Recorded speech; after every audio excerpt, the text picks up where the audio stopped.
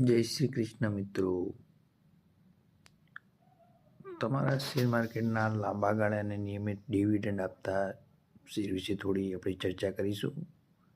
Motherson સોમી, એમ સોમી,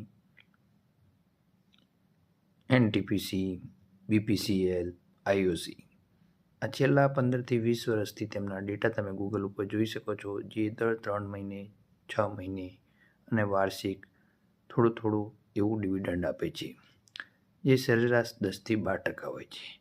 એટલે તમે સમજી શકો છો અને ગૂગલના ડેટા પર ચકાસી પણ શકો છો કે એક બેંકના એફડી વ્યાજ કરતાં એ સારામાં સારું ડિવિડન્ડ આપે છે.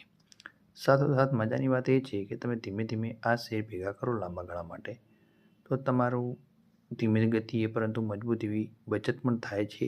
સાથોસાથ ડિવિડન્ડના માધ્યમથી આપણને સારી એવી આવક પણ થાય છે.